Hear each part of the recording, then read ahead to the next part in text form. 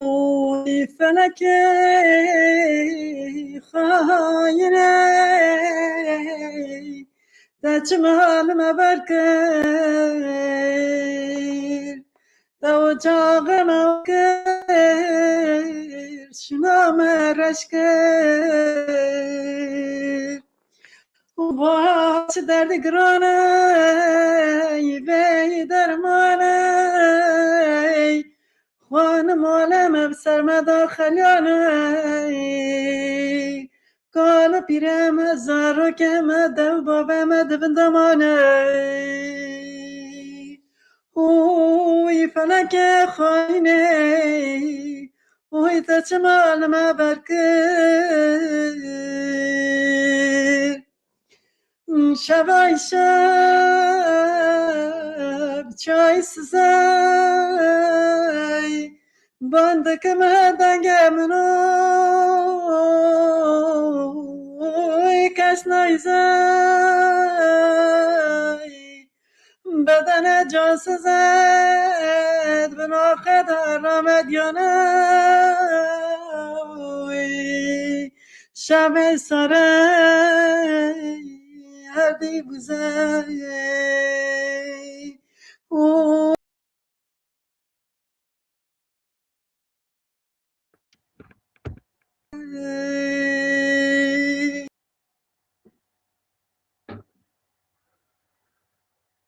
مرحبا چاقا و بخیر ایوارا باش کردین آناتولیا نوین و بخیر هاتن سروشان و پیکان تیوی برنامه تایبت جبو ارپیجی آجوه را آماده کریه مخابن بری دو چار یا بروه ارپیجی که پرمزن چه بو و کنجی دزانن ام ید بن تیسری و دپرمه دانی دپرمه و راد بکونی دپرمه و راد بنی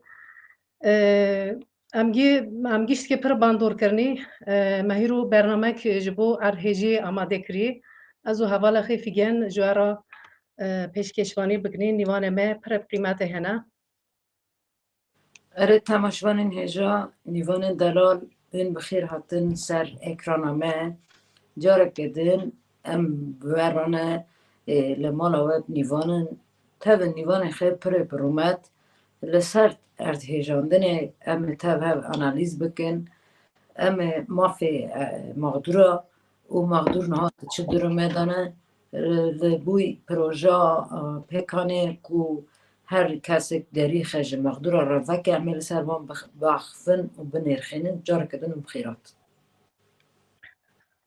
وقت ما گوتی نیوان ما پر قیمت هنه وان نیوان خیلی یک به یک اون سر اکرانه Eylül Yaylacı, Perihan Kılıç, Hanife Sarıkuş, Ali Fuat Gürsel, Osman Karaman, eğer çareser kırba problem enha. İşte bxiratın, serçava hatın. Merhaba, hayır selamet. Evvela kusura mezmekim, tanki telefonum tanki sıkıntılı bu. Az bir telefonu havalı ki ketme. Emrah Yıldız'ın telefonuna girdim. Tamam problem tanaval. İşte naba telefonu ha ser pani veger ser pani ya baş be. Yönünü değiştirebilirsen iyi olur. Emrah şöyle çevirelim. Ama hatta tu kamera kaçıydı ki am benivana ahi Perihan Kılıç ra devam kini av kaseka malbata ardheji که نیوان خال مال ده هنام زیاده نخواست نیوه بگیرنی گو نیوان من پرن لمال اما دخوازنی به دست پی بکنی دست پی که خبرده ناس کرن تجوکی چند سالن لقاله که یا جل جیهان بیلی خبرده ناس کرن گوری و ام پرسی خشتا بکنی کرم که ناوه من پریهان کلش از 8 سال جیهان بیلی از برای کرم دکم İşte ailemin on hen Doğanşehir, Malatya Doğanşehir evun, hen Adıyaman merkez evun. Birinci dereceden yakınları yanıma aldım. Ondan sonra işte nasıl büyüm yani hani verin gıbala bun. کش مالبات وجی چو سر دلوانی خه آنجی یعنی خالتیامı, kaçka خالتیامı ben enkaz damarın. Feci şekilde. Sağ olasın. نه چند مالبات جمعانه اون چقدر کس هاتن Çan malbatın, penç malbat munin, işte me her penci yerleştirmiş kırın. Mala burayımı ebamının, anne malamı diminine. بله Xanamı adiyamane hot da ameveji yerleştirmiş kırın.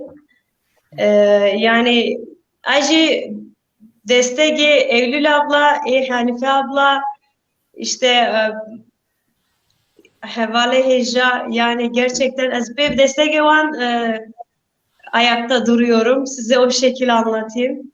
مهربن Ondan sonra, evet, gerçekten hepsi çok kıymetli, çok iyi insanlar. Onların destekleriyle ayakta duruyorum. Onlar burada bana destek olmasalardı ben bu şekilde bu aileleri yerleştiremezdim. Onların bakımlarını üstlenemezdim. أنا فرحان جرك إذن بخيراتي سر إكرانما سر مربطة الصاغبة سر الصاغبة سر حمو مقدورة عرضيجية صاغبن ج مربطة تا إنها چند کس هاتن جمده Malbatımı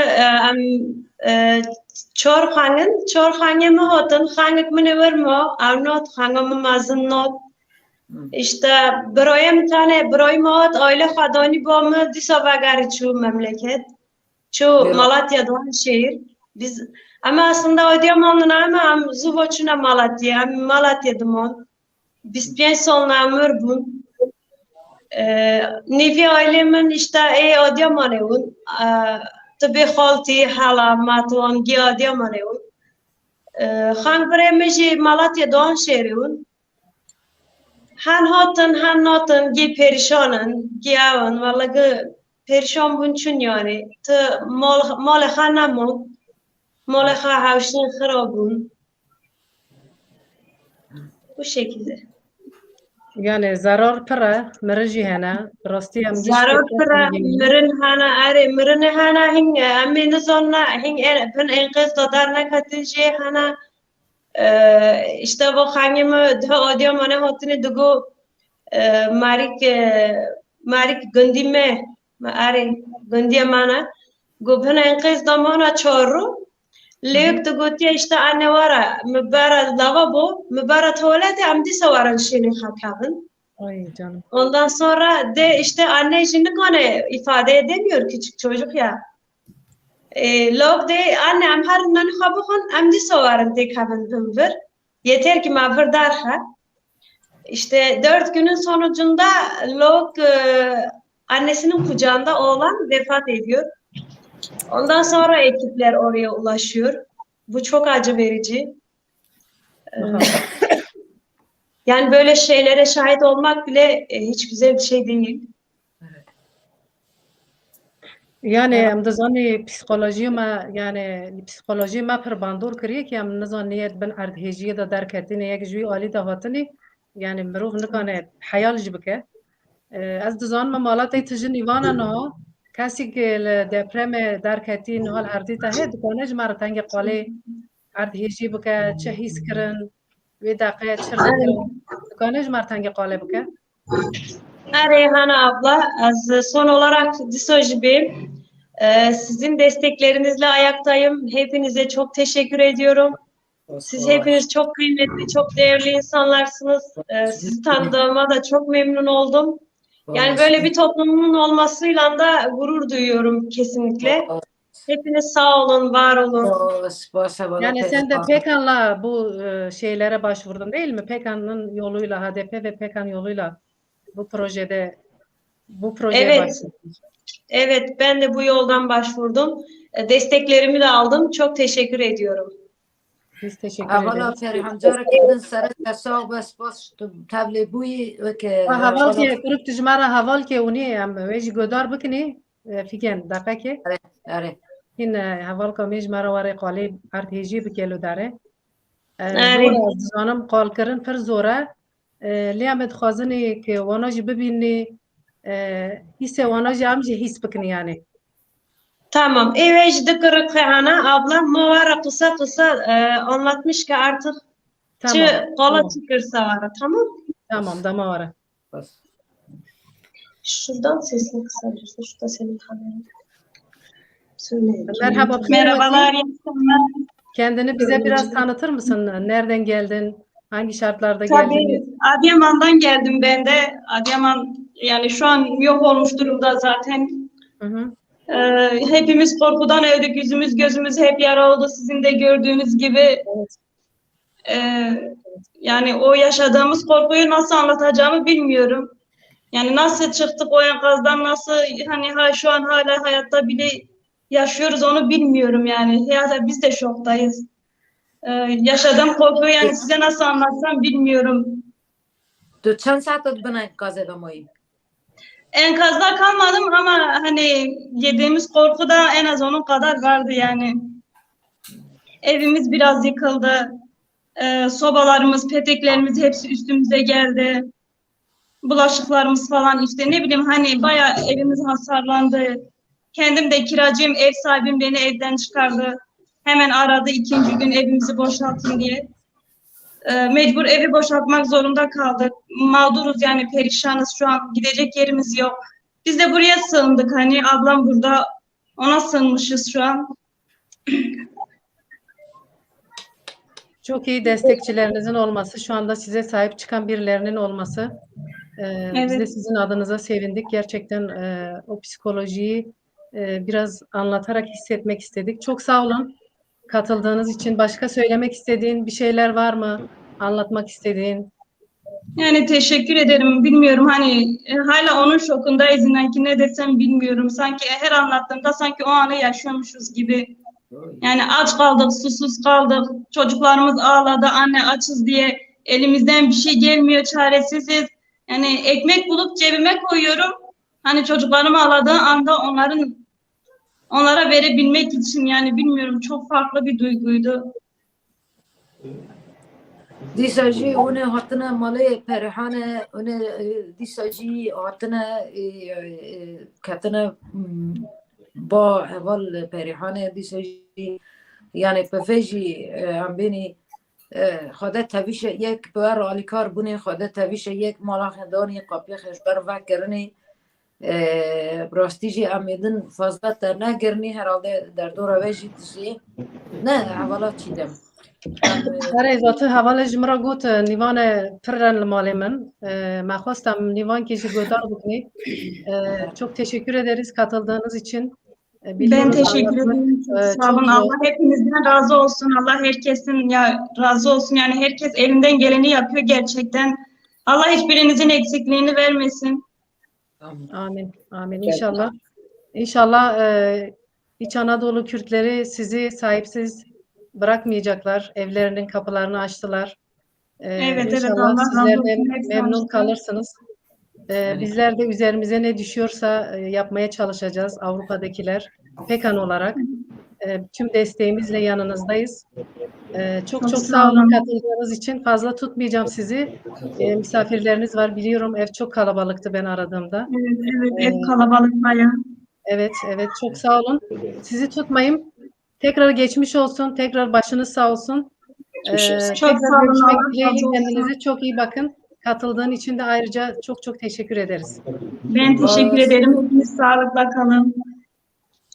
سپاس شبوی تبلیغ بونا و سپاس راستی جی دیسا جی هاتا گوتنه پیویست بونا جبوی مقدور ارتجاندن در فکرن چقاس پیویسته و حوال جی گدار کر نه جی ام حوال علی فوت به ناوی پکانه هفسروک آلمای حوال علی فوت من خیرات سر اکرانامه سرچاوا ماون ساون و شام باش از دویشم سپاس ام هنک بچوک در ناس بکن و پاشیزی در باس پرسا خبر دست بگشی همو حوال ما تماشات کن حوال استودیوی جارکت سلافت کم رزخا پیشکش کم ناو پکان tabi az banat beşim az şey Kurden Anadolu'ya navinim yani Kurda Konya Cihan Bey diye günde 40 işte dokamış kameriye yapaliye tabi destpêkê dîsa her wiha ez ji bo erdhejiyê evek erdhejiyê de jiyana xwe dest dayî wana ra sersaxiyê dixwazim malbata ra jî ez şifa dibêjim. Bi rastî erdhejiyek pir mezin e yani em gelek xemgîn bûn yani ew bandor aliyek işte em wek mirovatî bi rastî dünyayê herkes jî vê erdhejiyê xwedî derket yani civakî aliyê civakî da bi rastî piştgiriyek pir mezin derket hole ew jî gelek hêjayê dîtina min ya jî dîtina me ez bana ji dixwazim bêjim. Spas. Yani az kazım da ser proje pekane işte pırsa pırskim. Naha mesela proje pekane dedi hafte par dest bekru. Jüvi roje da hatta ro ser ser ve pekane proje çend parçun ve çend mal cikirin. Yek mali hattedin çند fikrine yani proje nahat çi merhaba day. Bi rastî projek gelek hêjayê yani yani zatı destpêkê hevalê me hemû şiyar bûn sar heyva sore ew piştgiriyê xwe dan yani me goye zatı ew aîdê me yani coğrafyayê me jî pêk hatiye ji bo wê jî bi rastî bandor pir zêde çêbû. Ev proje me dest pê kir vekirê xistin pekan platforma Kurdan Anadolu'ya navî. Elbet yani hatta naha em bêjin nêzîkî 105 malbat ya ji xanê hevala got yani hazirin gunda û bajêr nêzîkî ek hatî yani xeberek hatî me heta nêzîkî naverî 6 heftê mal taybetî ew mala bajêr me li wir îsanê me erdhejiyê de zirar dîn me derê cî kiriye taybetî hevalê me li vir pirskiriye ew ez bêjim berpirsiyarê HDP jî li virin ew ê hîn başber sive bidin. Yani kampanya biraz pir hêjaye ama gunda taybetî pir ez dibêjim rağbet neye ji bo kulur işte hinek em bêjin imkan derfet hendikin lê yani ew alîkarî ew yardım em bêjin zimanê me ew ê hîn were berdewam kirin yani bi rastî erdhejiyek pir mezin e ew bandorê wî belkî salan jî berdewam bikin. Ji bona wê jî yani elbet niha pirskiriyek acîl heye lê gerem ji bo roja pêşî yani ya jî roja pêşê roj jî xwe hazir bikin ji bo wê jî amadebûyînê me heye em hevalara danosandinê çêdikin cîvîna çêdikin taybetî em dixwazin welat xwe bigînin welat hevalê me li wir ba pirsiyar wana ra têkiliyê pêk bînin em xwe bigînin yani em bibin merhemek em dibêjin.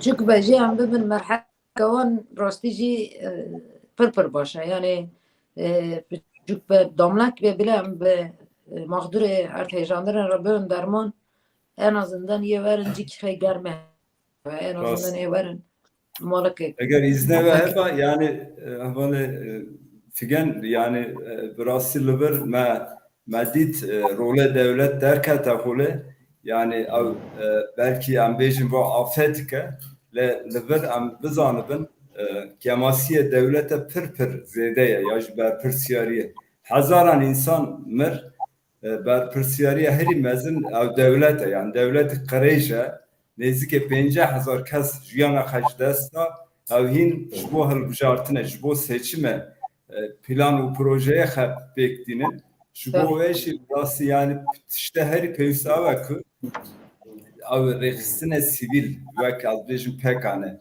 wekê sivîl rêxistinê sivîl din bi rastî gelek pêwîstiyê wana derket hole ji bo wê jî îro şiva yani ne tene pekan her alî de em xwe rêxistin bikin ji bo ku wek projeyê veng em bêjin em xwe bigînin însaniyê xwe yani ew her dem bi rastî yani hinek tiş were tu nikarî wana em bêjin çawa dibêjin belkî ew nemimkün em wana doğal afet dibêjin ya belki em bera bana nikarin tiştin bikin le Tabii em tıkan men var mıcarna.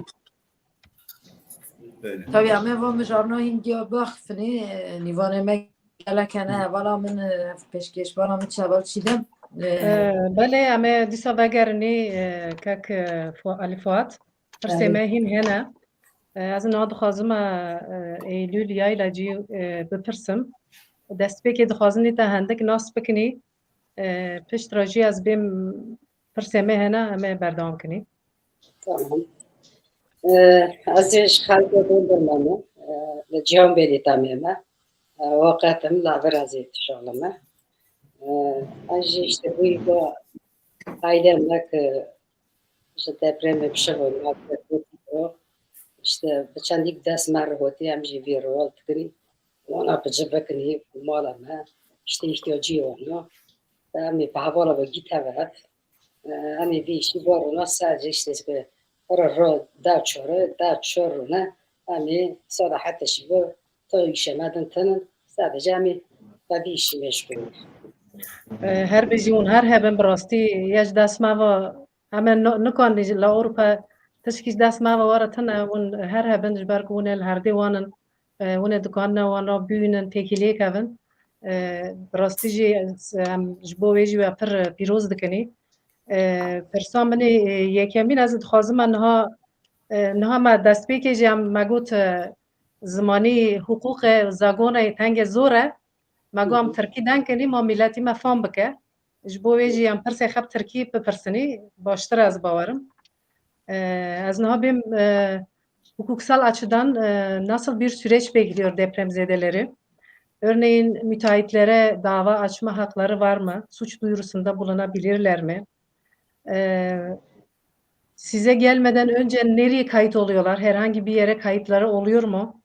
Çünkü bunlar geldikleri yerini, yurdunu bıraktılar, geldiler. Tekrar onların bulunabilmesi için nasıl bir kayıt altına alınıyor?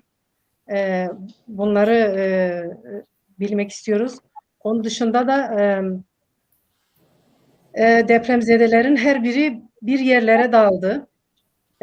Bulundukları yerden, örneğin Kulu'dan ya da Cihanbeyli'den bu müteahhitlere ya da başka yerlere suç duyurusunda bulunabiliyorlar mı? Evet. Biraz heyecanım var bugün. Niye bilmiyorum. Biz böyle gidelim o zaman. Geçince herhalde oldu. Şimdi Türkiye'de daha önce birçok deprem yaşandı ama bu son 6 Şubat depremi hepsini geride bırakan ölçekte çok büyük bir afetti. Herhalde dünya çapında 3. olduğu söyleniyor. Gerçekten çok büyük bir felaket. Bu nedenle acımız çok büyük. Binlerce yaşamlarını yitiren insanlarımız var. Tabii ki her anlamda yani sadece insani boyutuyla değil, hukuksal yönüyle de sağ kalan deprem mağduru insanlarımıza sahip çıkacağız. Onların hukukunu hukuk için ne gerekiyorsa yapacağız. Şimdi bu çok boyutlu bir iş. Ben sadece özetleyerek söyleyeceğim. Çünkü bu süreç uzun soluklu bir süreç olacak. Bu bugünle sınırlı bir şey değil. Bu sadece müteahhitlerle de sınırlı bir durum değil. Niye? Zaten günlerdir konuşuluyor bu konuların hepsi. Yani 3-5 müteahhit tutuklandı. Onlar hedefe konularak birçok farklı alanlardan sorumlu olanlar sorumluluktan kurtulmak için müteahhitlere hedefe koydu. Halbuki bunun yapı sahibinden tutun, müteahhitinden, işte mesul sorumlusu olanından, işte ruhsat veren belediye görevlilerinden, işte bu imar affı çıkaranlardan ve Çevre Şehircilik Bakanlığı'ndan bunu bir zincirleme olarak düşünüldüğünde gerçekten hepsinin ayrı bir sorumluluğu var. Eğer denetici görevini yeterince yapsaydı bu iş sadece müteahhitle bitmeyecekti tabii. Şimdi bunların hem cezai boyutu var, hem tazminat boyutu var, hem de idarenin sorumluluğundan kaynaklı olarak açılacak kamu davaları yönünden ayrı bir boyutu var. Biz özel hukuku alanında baktığımız zaman yani bu mağdur aileler ne yapacaklar diye sordunuz. Bunların kayıtları çok kolay. Yani devlet bu konuda zaten hiç sıkıntı yaşamaz. Bu insanların ikametgahları belli, adresleri belli. Orada her bir binanın kaydı var zaten. O binada kaç kişi yaşıyor, kaç aile yaşıyor, her ailenin nüfusu ne kadar. Bunlar zaten kayıtta bilinen şeyler. Nitekim bugün Cambiyeli'de de bu konu konuşuldu. Şundan dolayı Cambiyeli'ye, Konya'ya, Kuri'ye gelen depremzedeler işte aileleri yerleştirdikten sonra şöyle bir sorunla karşılaştık. Dediler ki bu bir algı, yani bilinçli bir algı oluşturulduğu muhakkak, çünkü işte devlete gitmeyen kaymakamlığa, valiliğe, devletin ilgili kurumlarına gitmeyen bu depremzedeler direkt böyle evlere yerleştirildiğinde bunlar sanki kayıtsızmışlar, yani kayıt dışı insanlarmış gibi yarın bir gün devletin bu depremzedelere yapacakları yardımlardan yararlanamayacaklar şeklinde bir algı oluşturulmuş. Şimdi insanlarımız da doğal olarak korkmuşlar. Şimdi bazı örnekleri, yani tamam çok sayıda değil ama birkaç örnekte geri dönüşler de olabildi bu ailelerde. Korktular, acaba devlet yardımı alamaz mıyız? Acaba işte farklı bir yöne mi çekilir bu husus diye. Yani bu böyle bir şey yok. Yani zaten AFAD'ın 8 Şubat'ta açıklaması var bu konuda. Hemen 2 veya 3 gün sonra. Yani böyle bir açıklamamız yok denildi. Bu insanlar hepsi kayıt altındadır. Hepsinin bizde kayıtları mevcuttur. İnsanlar istediği yerlere gidebilirler diye. Nitekim aynı bilgi valiliklere de hemen iletildi ve valilikler bunu yazılı olarak paylaştılar. Sosyal medyaya düştü. Herkes bunları gördü. Yani bu işin algı boyutu. Sizin dediğiniz husus ise şimdi bu depremzedeler buraya geldiği için hiçbir haklarına helal gelmeyecek tabii. Buradaki Cumhuriyet Başsavcılıkları kanalıyla dediğiniz gibi oradaki işte kime işte müteahhitinden tutun az önce saydığımız o zincirleme, herkes kimi hakkında şikayetçi olmak istiyorsa şikayetçi olabilecek. Tazminat davası açmak istiyorsa açabilecek. Çünkü buradaki mahkeme kanalıyla her bir hukuki işlemini yapabilecek. Ama burada önemli olan daha ziyade şudur. Günlerdir işte Barolar Birliği de orada yaklaşık 2500 gönüllü avukatla orada çalışmalar yürütüyorlar. Yani gerçekten büyük bir afet olduğu için bunun tekrar anlaması ve sağ kalan insanlarımızın da bu hukuksal destekten yararlanabilmeleri için şöyle bir açıklama yaptılar. Dediler ki biz Barolar Birliği olarak işte adli yardım ve adli müzaharat kapsamında hukuki destek, yani ücretsiz hukuki destek sunulmasını talep ediyoruz diye bakanlıktan, Adalet Bakanlığı'ndan. Bu önemli bir husus. Yani insanlarımız bunca mağduriyetten sonra zaten evi yıkılmış, kimisinin ailesinden yakını vefat etmiş. İnsanlar tabiri caizse üzerindeki kıyafetiyle çıkmış buralara gelmiş. Şimdi bu insanlar bir de dava açma ücretleriyle işte yargılamanın uzunluğunu şununla bununla uğraşmasınlar diye, yani bununla ilgili çalışmalar var. Onlara ücretsiz hukuki destek sağlanması konusunda. Cezai boyutuyla ilgili olan önemli kısım da şudur. Şu an harıl harıl herkes o enkazlarda delil tespitiyle, delilleri toplamayla uğraşıyorlar. Neden? Çünkü devlet iktidar beklemeden, yani bu enkazların acelesi neyse daha düne kadar canlı çıkarılıyordu. İnsanlar çıkarılıyordu burada. Ya, enkazları bir yandan topluyorlar. Şimdi toplandığı zaman yarın bir gün yargılama aşamasında bu delillere erişmek mümkün olmayacak. Bugünden o delillerin muhafaza altına alınması çok önemli bir konu. Onun için bu işi sadece devlete, sadece iktidar görevlerine bırakmadılar. Yani tamam, bakanlıkta işte oraya 300'e yakın Cumhuriyet Savcısı başka yerlerden gönderdiklerini bu süreci hızlandırmak adına bunu yaptığını açıkladı. Ancak Barolar Birliği olsun, işte bir takım sivil toplum kuruluşlarının bir araya gelerek bu anlamda oluşturdukları platformlar da var. Bunlar hepsi bir arada işi sadece devlete, iktidara bırakmadan deliller orada hukuki yani politbüro şeklinde düşünün. Danışma yerleri açmışlar. İnsanların bu yöndeki ihtiyaçlarını karşılamak adına. Delilleri topluyorlar. İşin bir boyutu da şöyle. Mesela işte kamu binaları da yapıyor.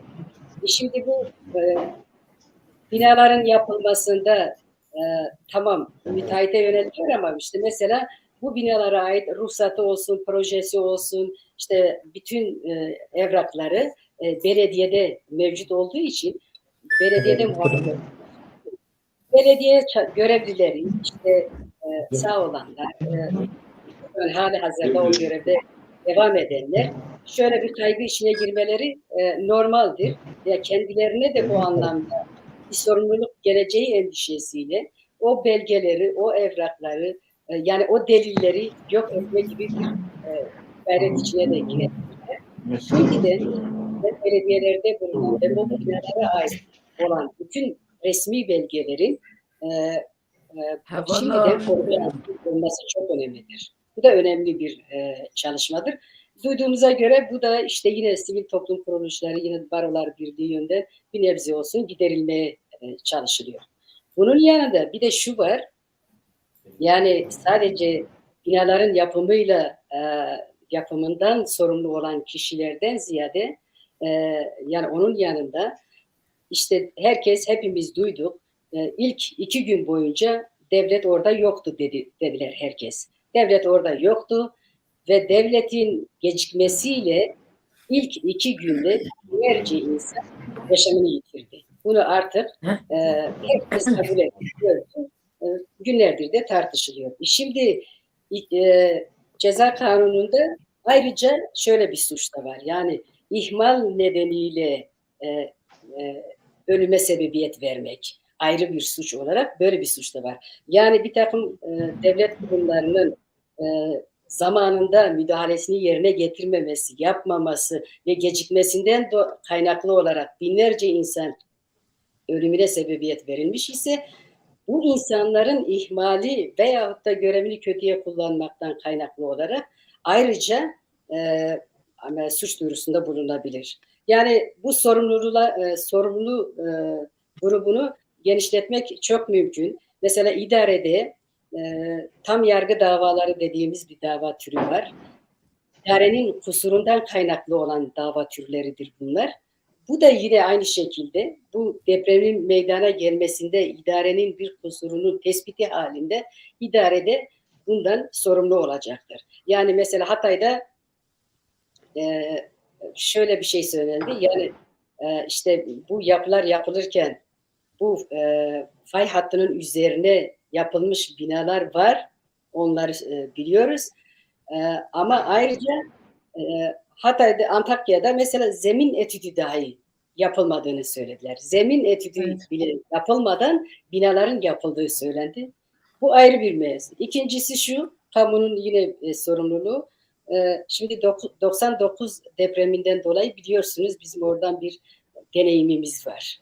Şimdi 99 depreminden sonra bunlar biliyorsunuz işte deprem vergisi şu bu falan getirildi. Onlarla işte bu konuda işte kentsel dönüşüm şunlar bunlar yapılacaktır. Neyse onlarda da yani sınıfta kalındı. Zaten bu şeyde ortaya çıktı. Yani bu felaketin ortaya çıkmasında bu anlamda kalındı ortaya çıktı.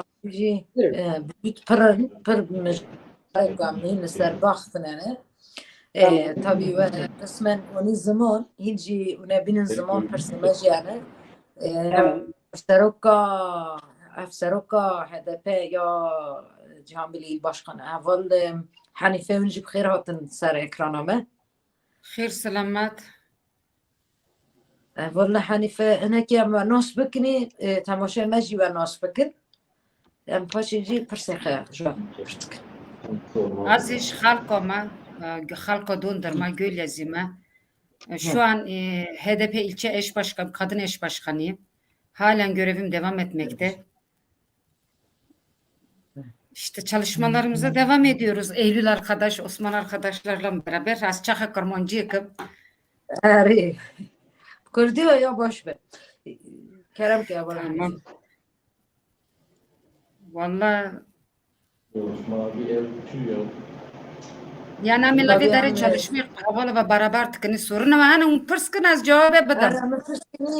Ama pırskini ben seneki teknik ya da pırskiri cihana dange havalatı tutuş bu yaji ana ki aksatmet to am liborne kaç tamaşavari nejat khazın pırsa من işte جوی و ارتجه لجهانبیلی خبرشنه و در مقدور را وکن اونچ قصبینه و خبات اول سروت شاید چن yani hem yali من هم جی genel olarak hani ki bahs bıkın ya baş ver.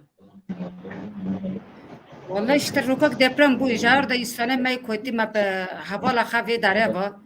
Ba porti var. Herkes canı gönülden çalışmış bu. Kava bir kema bu.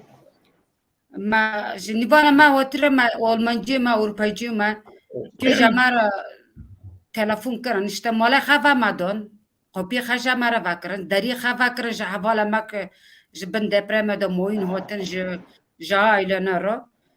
Ma malına ami wazırtıkni. Aile koti ami yerleştirmiştikni. Pamal. Tamam. Giyek bin depreme damana işte pa havala havi dare va dasmar çite am bir yardımcı tövni wana git mala da bicet tekni ami destekçi wanoni Raste. Ta çend kes pırcıgıran yani pişinkiran. yani malavi dare toplamda işte ganda va pa cihan bil merkez va nisko sad mol ma bicikir haşti nud mol kesin dast mada yani ma bicikir to be ek bağımsız hotti ki bice bu jil gondo jihana mesela gondi ma la gonda civara la jitka la qamaro la va gondana la qarış dağı bice bu jihana ek yani ma hojina ama ma bxa dast kha haşti nud mol ma bicikir Tabi talep kesici haye. Ne? Yani yek kazın malı xabeden ya yek kazın varın tabiün.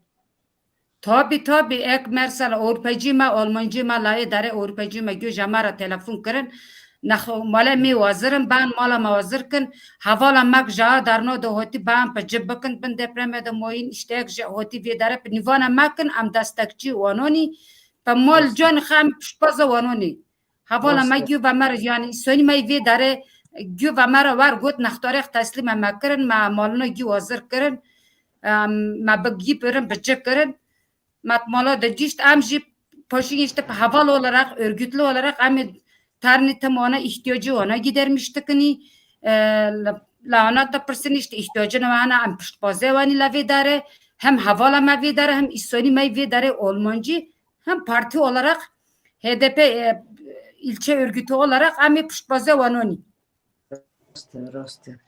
Evet, tamaşavanın heja tabi karın برنامه ما پروژه بکن لسر قنال می یوتیوب ببین abone پکام تیوی جبوی که هم دنی خب هر کس کی بگنی هم تشتین وسا هم پروژه هم بی دنگوان قسمن جی اگر بچوک بجی هم ببین دنگ مقدور ارتحیجاندنه پر باشه اولا من حال چیدم بله ام جحنفه والا رسپاس تکنی او گوتنه تی خوش دمک مبهر در دنکر گواز قربان هر پاشی گوتنی خه گواز قربان من دید که کسی ما مقدور هاتن آناتولیا ناوین دست کسی پر باش دانه پر وجدان دانه از دزانم که اون دل و جان وانا پیشوازی دکنه خودی دکنه اما وارن هین پرسمه هنه اشتامه پرسنی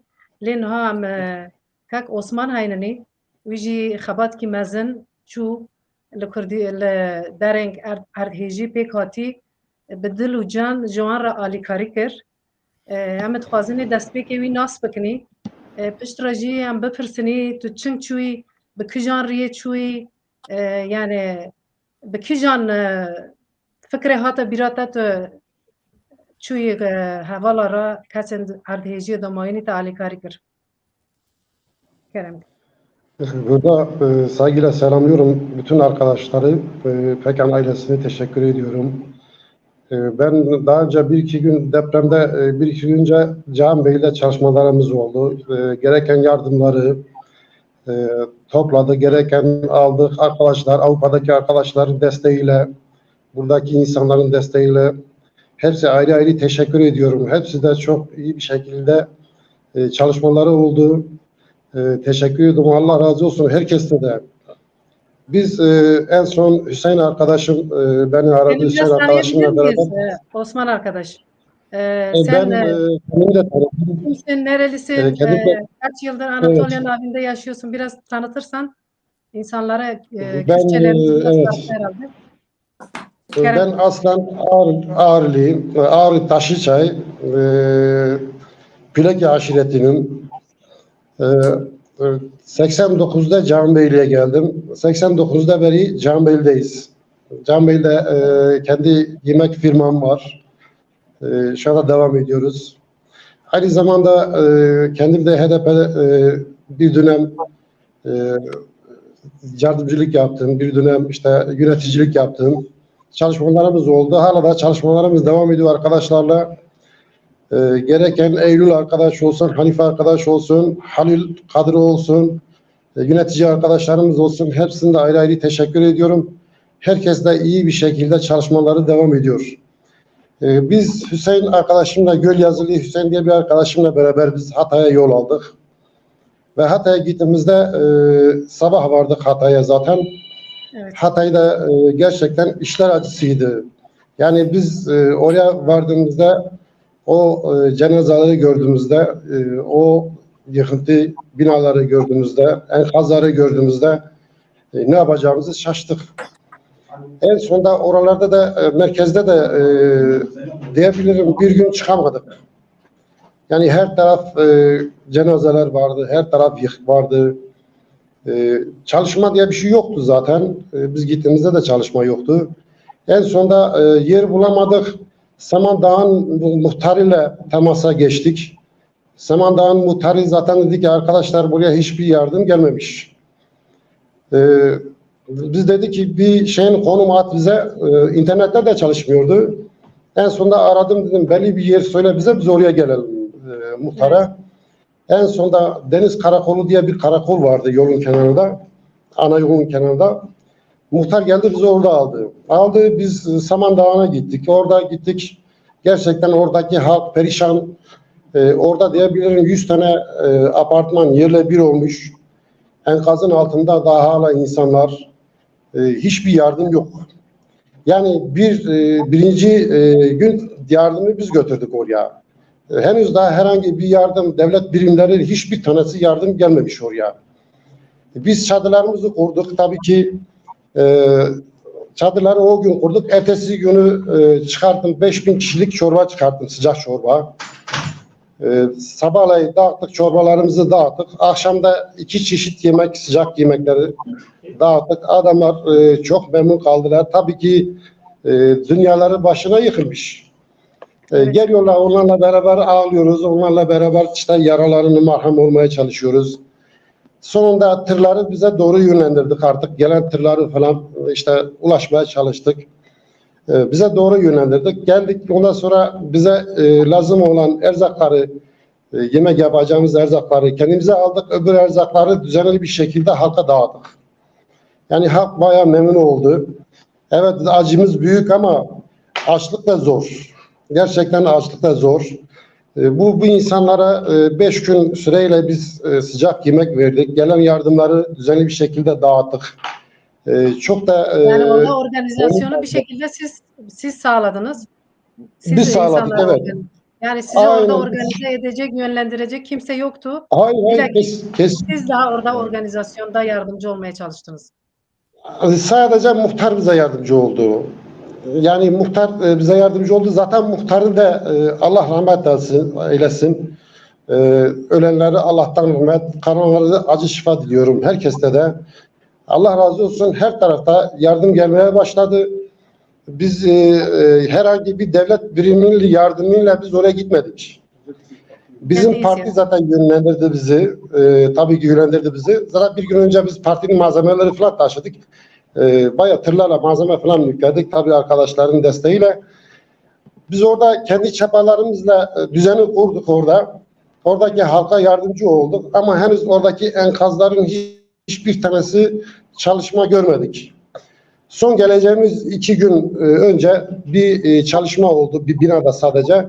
Bir binada 16 kişi çıkarttılar. 16 ceset çıkarttılar. Yani gerçekten orada psikolojilerimiz de bozuldu. Yani bizim ne yapacağımızı şaşıyorduk ama bir yanda da o halka bakıyorduk. İşte onların yemeleri, işte şeyleri gidermek için elimizde geleni yaptık biz orada. Bayağı da tabii ki geldik, psikolojimiz de bozulmuştu. Birkaç gün zaten kendime gelemedim. Sizde nasıl bir etki bıraktı yani? O Televizyona gördüğünüz bakıyordum, ağlıyordum. çocuklar, Evet. nasıl bir etki kaldı Evet. üzerinizde? Bayağı etkisinin altında kaldık. Zaten birinci günü Hatay'a merkeze girdiğimizde zaten hep cenazeler 150-200 tane cenazeler yolun kenarında dizmişlerdi zaten. Girdiğimizde zaten yol bitiyordu. Her taraf yıkıktı. Gerçekten orada da psikolojimiz bozuldu. Yani işler acısı gerçekten. Allah yardımcıları olsun. Tabii ki gereken arkadaşlarımız, halkımız, herkes, sivil kuruluşları, herkes yardımcı oldu orada. Bize yardımcı oldu. Gelen tırları sürekli bize yönlendiriyorlardı zaten. Biz orada bir yanda yemek yapıyorduk, bir yanda da oradaki erzakları halka dağıtıyorduk. Yani halkın bütün giderlerini giderdik, bütün yardımları giderdik. Halk da bizde çok memnun kaldı. Dedim ki arkadaşlar ben buraya geldiğimde tabii ki HDP'nin desteğiyle buraya geldim ben. HDP'nin vesetiyle buraya geldim ben. Kendim de zaten HDP'liyim diye kendimi tanıttım, muhtara tanıttım, oradaki arkadaşlara tanıttım.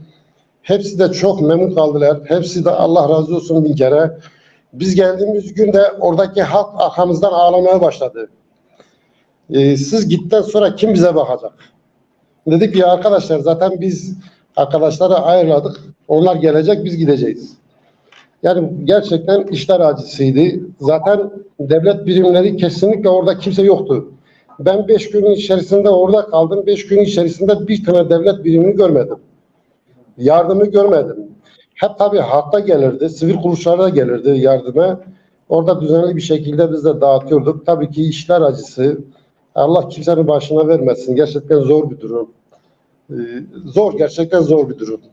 Allah yardımcıları olsun. Bütün yardımı gönderenlerin herkes de Allah razı olsun. Herkes de yardımcı oldu. Herkes de az olsun, çok olsun. Herkes de yardımcı oldu. Herkeste de Allah bin kere razı olsun. Güzel bir Sizden de şekilde Allah razı olsun. Allah Sizden de razı bin olsun. kere Allah razı olsun. Sağ olun, var olun. Sizin gibi Siz insanların de sağ olun. olması gerçekten bizleri de umutlandırdı. Biz burada sadece Evet. izlemek durumunda kaldık. Hiçbir şey yapamadık. Ama sizler en Evet. azından gittiniz bir şekilde oradakilere yardımcı oldunuz.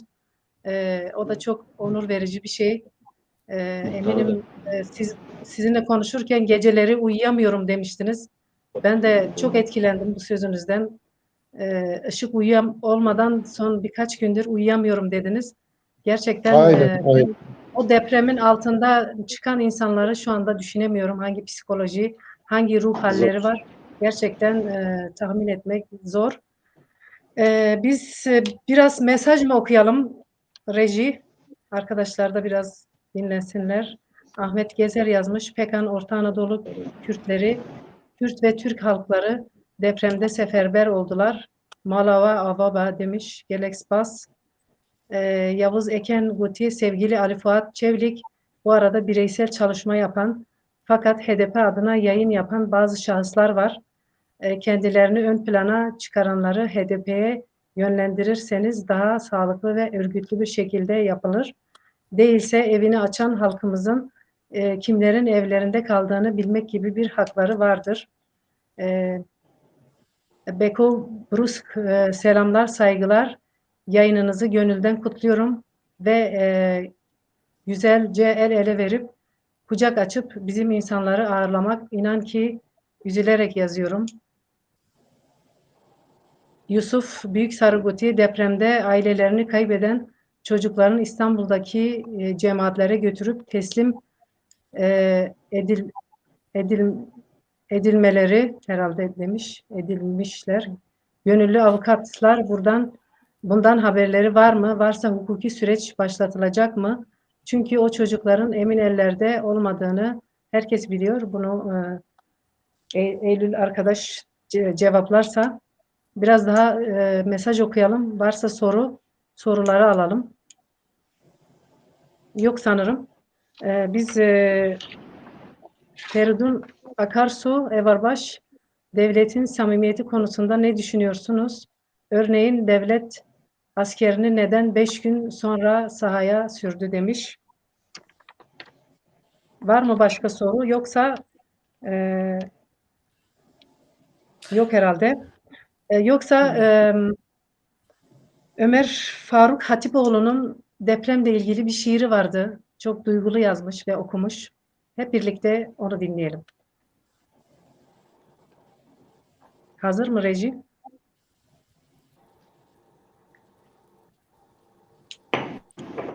Hazır değil sanırım. O zaman biraz daha okuyalım. Mullah Hüseyin Eker, konuşmacı olarak bulunan Eylül, bir hukukçu olarak ve Sayın Sarıkuş ise yıllarca eş başkanlık yapmış bir arkadaşımız. Evet, başka var mı? Servet Yorulmaz, mevcut iktidarın sorumluları yargılanmayacağını herkes kesin gözüyle bakıyor. Çıkanların imar affı ile tüm bu yapılar yandaşlarına verildi ve onlar tarafından yapıldı. Doğal olarak iktidar bu suçun ortağı olarak delilleri toplama telaşında. Özden imar barışı yapıldı. Bu konu hakkında Eylül Hanım bilgi verebilir mi? Ve imarlı yerler yeterli denetimler yapıldı mı? Denetimleri hukukçular takip edebilir mi? Teşekkür ederim. Yavuz Eken, yapılan dayanışmanın HDP'nin kontrolünde yapılması gerekir diye düşünüyorum demiş. Mir Halkocan, depremzedelere psikoloji yardımı yapılmalı. Biz depremi yaşamadığımız halde mahvolduk demiş. Yavuz Eken, bu yayını gerçekleştiren Pekan TV'ye, moderatörlere, yayına katılan katılımcıları kutluyor. Saygı ve selamlarımı sunarım. Un herheben malava ava gelek spas. Bülent Kılıç ve Şanak Pürhoş'a serkeftin guti gelek spas. Servet Yorulmaz, gerek gönüllü olarak afet bölgelerine giden, gerek kendi evini açan halkımızı kucaklayan, manevi, maddi olarak yardımlarda bulunan halkım ile gurur duyuyorum. Hepsinin emeklerine, yüreklerine sağlık. Teşekkür ediyoruz. Ve şiir hazırsa şiiri dinleyelim. Ömer Faruk Hatipoğlu'nun çok anlamlı bir şiiri hep birlikte dinleyelim.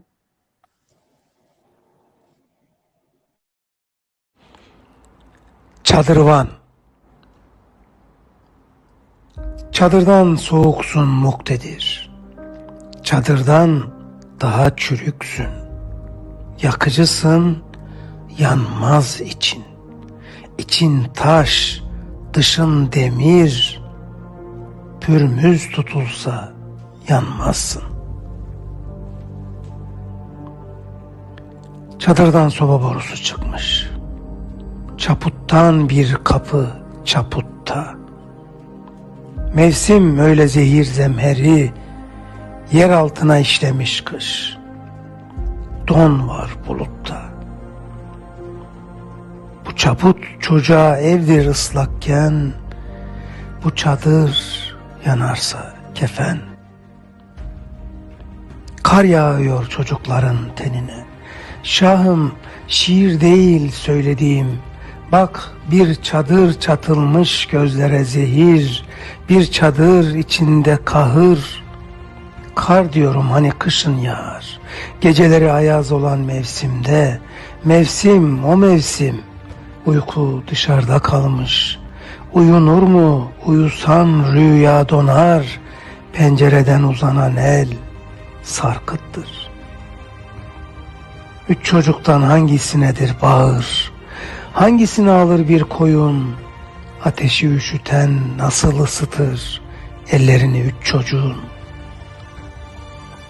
Girsen sığmazsın ey şah, çadırın eni adımın kadar.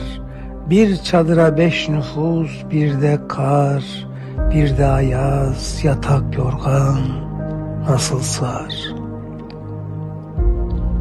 Donun çadırdan kalın, palton yorgandan sıcak, çift muflonlu potinin. Bak çadırda zemin toprak, yere basıyor çocuk, ıslak ayak, çıplak ayak. Daha kalını yüreğindeki nasır ve kafatasındır, yanında incecik kalır. 40'a katlasan çadır. Çadırdan soba borusu uzanmış. Kar tutuyor bu boru. Yer altına işlemiş kış. Don var bulutta. Ah, bir Allah'ın kulu yok ortalıkta. Ne kurt var, ne kuş, ne kovuk. Soluk yok insanlıkta. Hava soğuk, çadır soğuk, eller soğuk. Havadan mı, insandan mı üşür çocuk?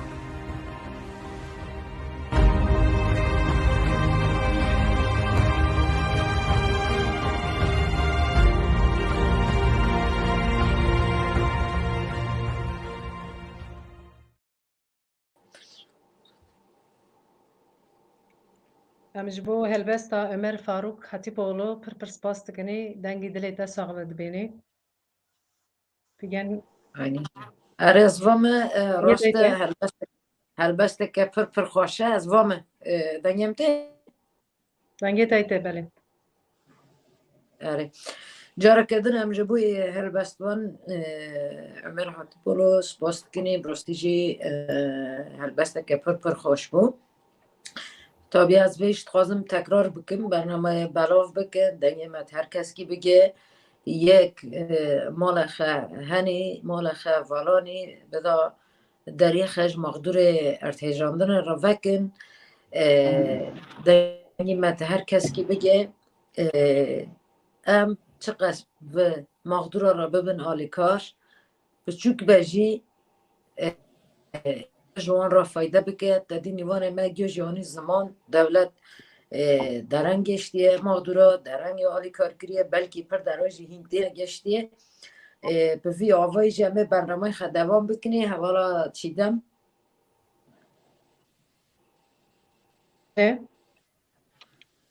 kerem ki Em niha bi kek Alîfat jê bipirsinê.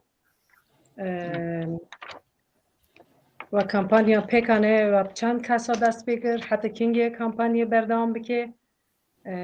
Ya dijî ez dixwazim bipirsim, projeka wê fîlmê lêger hebû, hîna proje di çi astêdayê berdewam dike. Dixwazim hinek li ser vê jî ji me re înformasyonê bidî. Mekê xweş bin kerem. Spas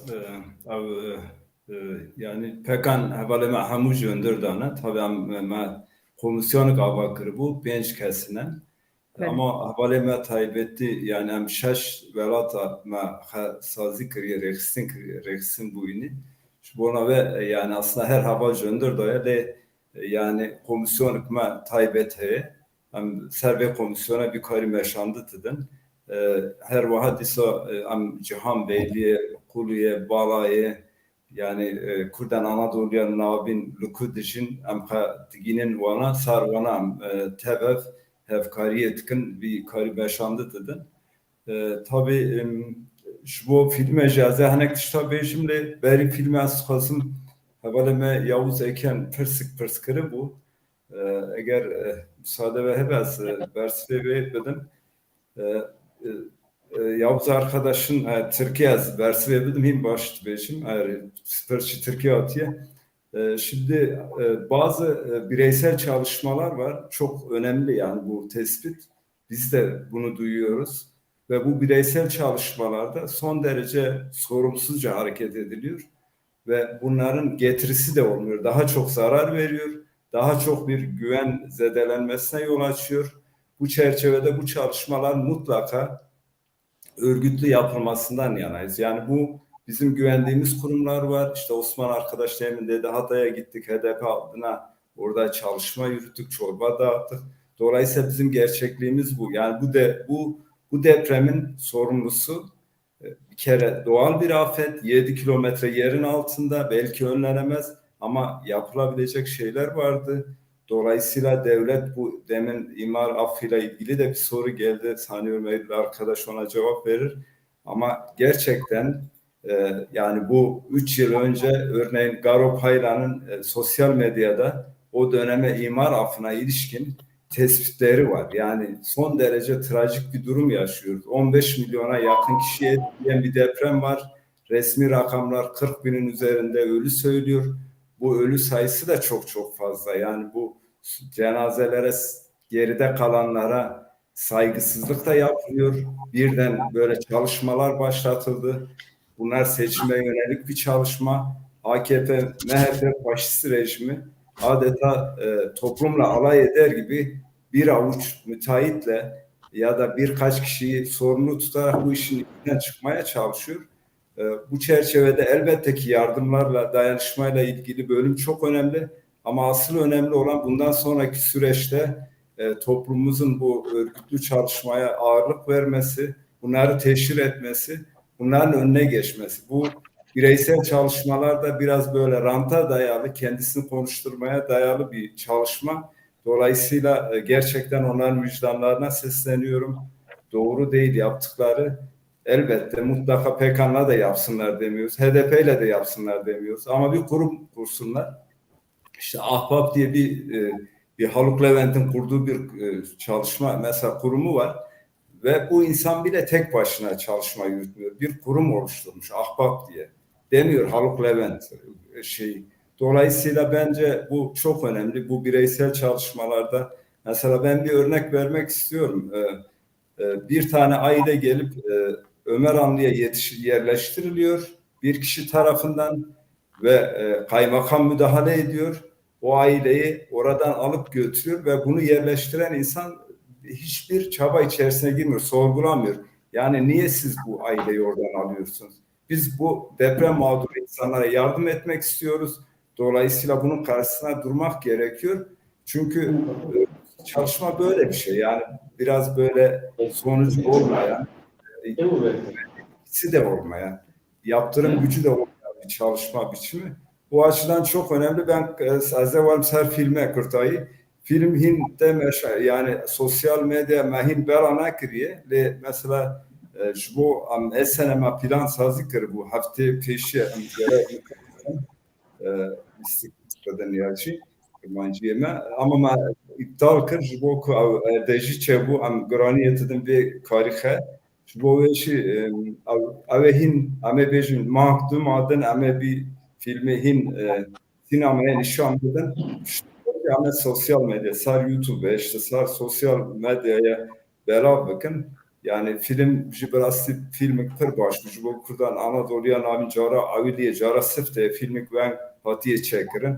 Elbet belki gemasiyen kahebe. Le brasi avşi yani henek rasiye melver nişantıdı. Askarım da mafya haftına havalı jnegrim. Askarım bana beşim eğer fırsa veçebe. gelek spas çand pirs ji bo Eylül'e hebûn eger rêjî dukanî hûn ê ser ekranê ji alî hukûqê de çand pirs hebûn Eylül di bîrata deman yan jî em dîsa bixwînî Kayıp çocukların cemaatlere verildiği bu konuda Bele. hukuki süreç başlatılabilir mi? Yusuf Büyükser'in. Şimdi ülkemizdeki cemaatlerin varlığını hepimiz biliyoruz. Yani özellikle bu iktidar döneminde bu siyasal İslam'ın bu kadar bütün alanlara, bütün kurumlara yerleştiği bir dönemde cemaatlerin varlığı hepimizin malumu. Ancak şöyle bir durum var. Yani Yusuf arkadaşımızın da onun kaygısını anlıyorum. Fakat bunun hukuki süreç olarak gidip cemaatlere verilmemesi, bununla buna dönük bir hukuki süreç olamaz. Bu tamamen rızaya dayalı bir şeydir. Yani giden kişi de sonuçta kendi rızasıyla gidiyorsa cemaatlere, bu da hukuken yapılacak bir şey yoktur. Yani eğer biz demokratik bir hukuk devletinden bahsediyorsak, cemaatlerin varlığına da hukuken bir şey yapılamaz. Ama bu siyasi bir konudur, daha ziyade hukuktan ziyade. Siyasi bir mevzudur. Yani cemaatlerin, ben Yusuf'un kaygısından onu anladım. Cemaatlerin bu çocukları işte ileriye dönük o zihniyet anlamında yetiştirdiğini kastederek sorduğunu düşünüyorum. Yani bu anlamda şey değil, hukuki değil ama siyaseten hani bir şeyler yap, o da siyasi partilerin, siyasetin işidir yani. Bir soru daha var. Özden yazmış. İmar barışı yapıldı mı? Bu konu hakkında Eylül Hanım bilgi verebilir mi demiş.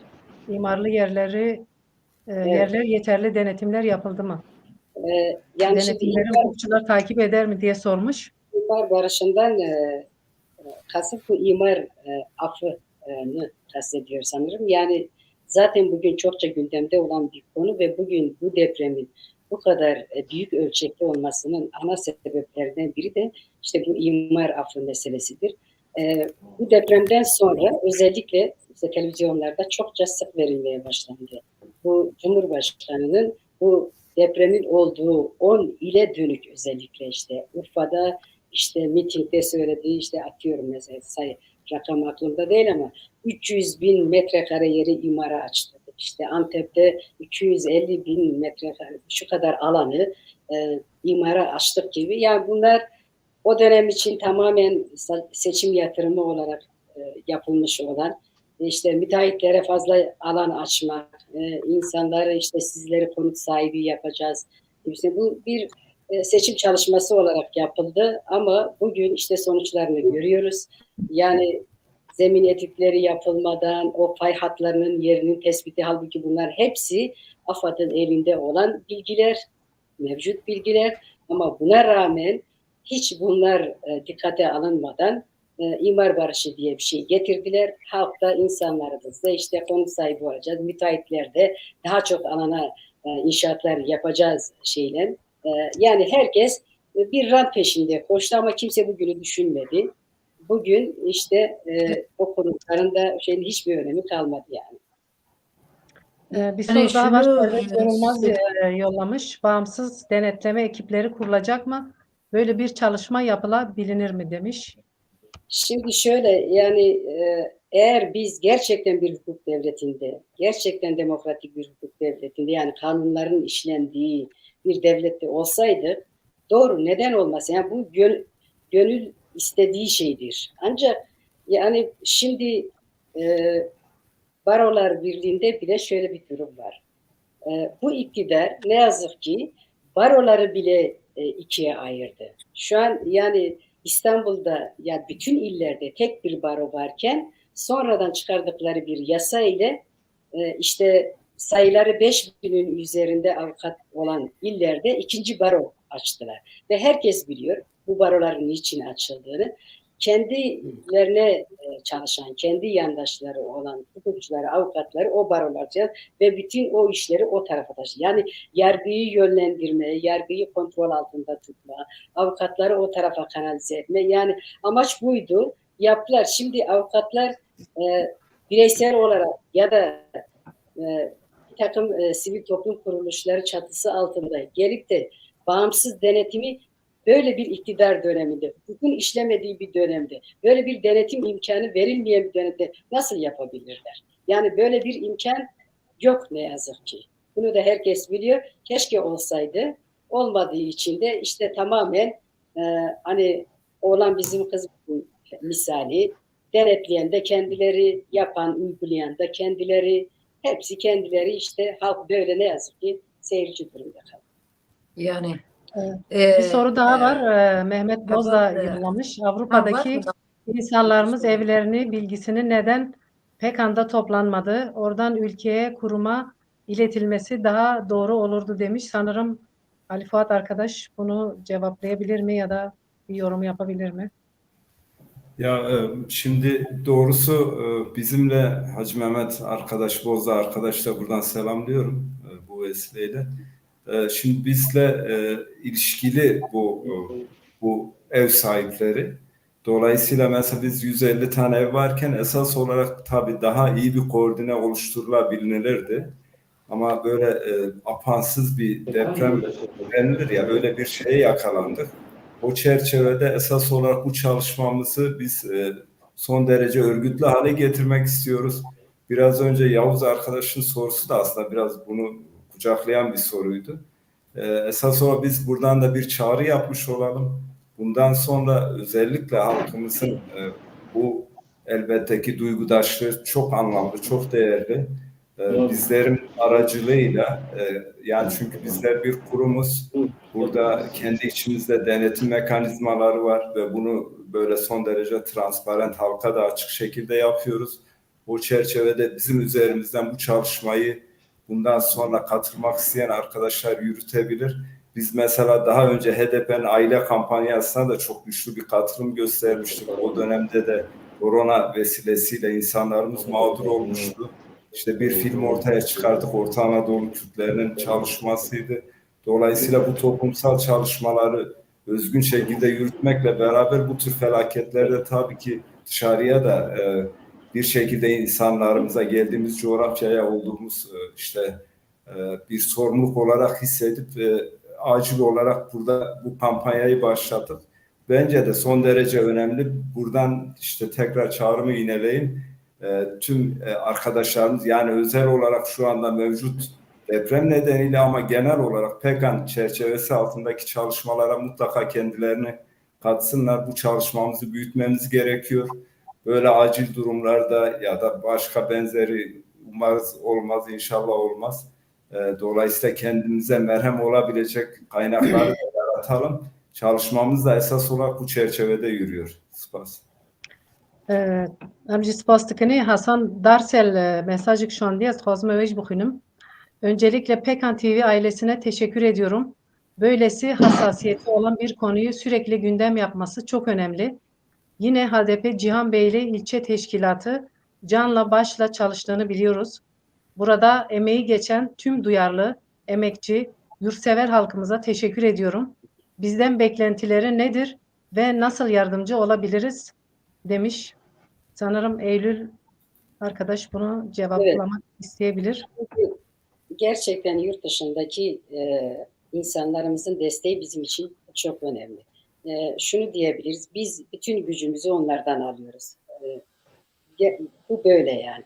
Eğer o insanlarımız bu evlerini açmamış olsalardı, bu imkanı bize onlar sundu esasında. Biz sadece depremzede mağdur ailelerimizi evlerini açmak isteyen yurt dışındaki insanlarımızla buluşturma noktasında aracılık ettik. Evleri onlar açtılar ve yetmedi.